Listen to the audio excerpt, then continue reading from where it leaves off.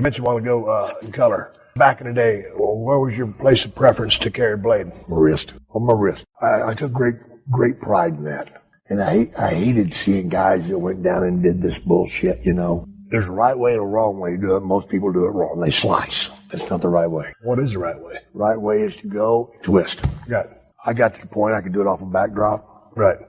I could do it in midair because I was doing this. I wasn't going right. All the way across. It heals quicker. You're going to get more juice, and you can do it a lot quicker. Done. Right. Because if you're going to slice, you got to gauge where that son bitch is at. You don't want to cut your goddamn eyebrow off. Right. You know, my father one time cut all of his hair off.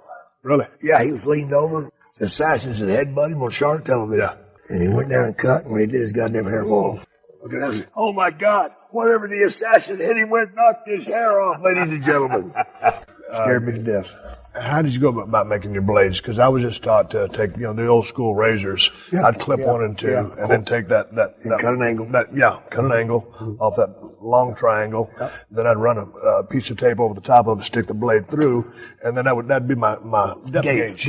Yeah, I might put a double layer on there, and then I'd have my pull tab. Yep. Same for you? Full tab. Okay, now here's the thing. When I went to pro wrestling school, they don't teach you how to make a blade. When I went to pro wrestling school, they didn't teach you how to take a chair shot. When I went to wrestling school, they don't teach you how to give a chair shot. They don't teach you how to work. Well, no, it's on the job training. Your first time to get color, how did that go? Who taught you how to make a blade? I watched my father for years. No, he did it at the building. Right. My father took that whole thing about juicing a long ways. He done something I've never seen done since. He would gig, and where he cut, he'd take that monkey blood on there, but then he'd sit down and he'd cut thread, little pieces of thread. And he'd lay back and put those pieces of thread up there, and then he'd put his white clear tape over it. Yeah. Which made it look like stitches. Yeah. Freaked me out. That's a pretty good idea. Damn straight. So, what was the first time you were asked to get color? Because, you're called upon that first time, and you ain't never did it. Right. You remember? My God, I'm fixing to tell on myself right here. I'm going to tell you the first time I got color.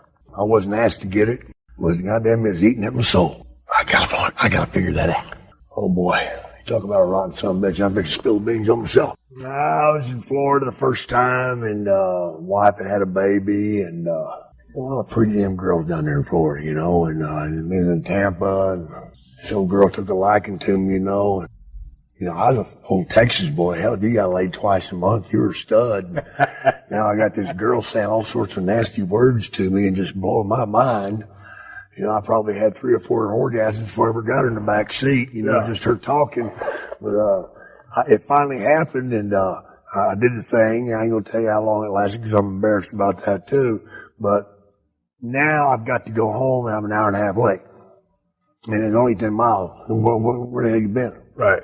So I kind of put this and that together. I decided that I was going to gig myself and tell my old lady that coming out of the arena, somebody hit me or something, I'll get out of this shit.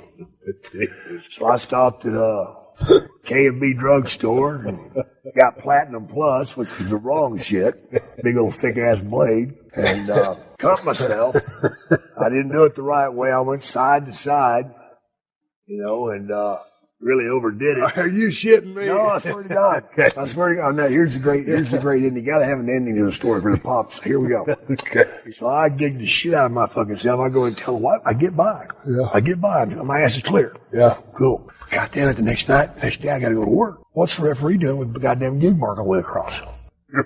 So I figure I better carry the story on a little further. Yeah. What happened now? Fucking Dusty called me out on it. I said, yeah, these fucking guys last night, man, I went to a bar and they fucking hit me with the goddamn bottles. I said, damn, that looks like fucking stainless steel Platinum Plus to me. Yep, he fucking knew. And I just, oh my God, it was,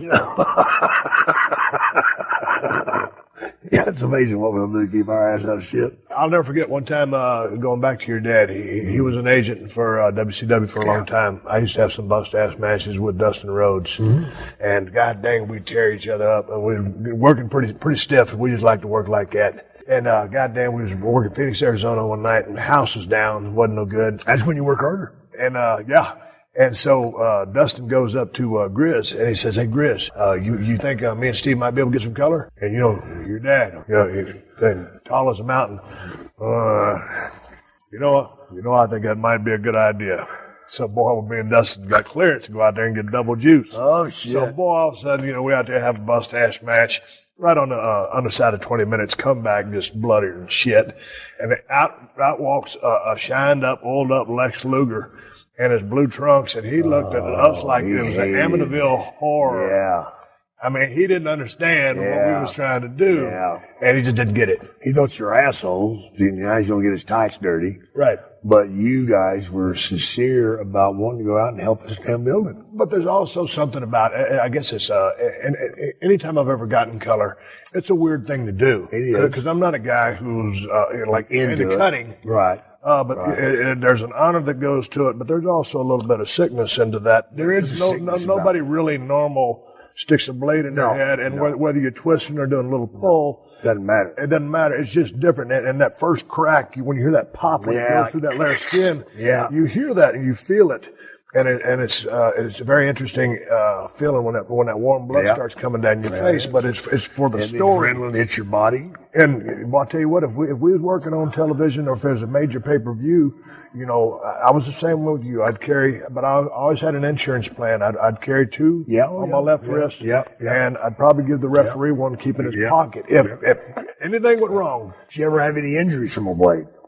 No. Other than up here. No, I was working with Flair one time in a cage, kind of the Borowski story. I mean, he got a little loose that night, and I would like working with Edward Scissorhands, but no, never any accident. And you? Yeah. I can't remember who gave me the gut shot, but I'd put the blade down here afterwards, and he gutted me, and when he did, that son of a bitch just fucking dug about 3 I felt it come out my spine, you know. It just went right through me. How long a dagger did you make? Well, it had a little size to it, you know, like that, but still, you know, and it went in about that deep.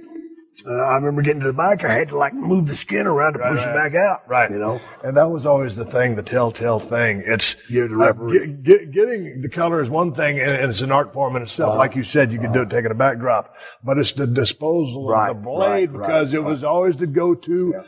De facto was in the waistband. Well, the first time that I tried to give it up, I dropped it. So that was it. I'm never doing that again. Boy, if a crowd gets a hold of that, oh my God, you done killed the territory. You wouldn't want back in the locker room. Yeah, even though you know that was just our heads. Right. And then I seen the guys put it in their mouth. I never was a big fan of that. I tried that one time, man, and I wound up coughing that son of a bitch about 45 rows back because a guy hit me and I went, oh shit,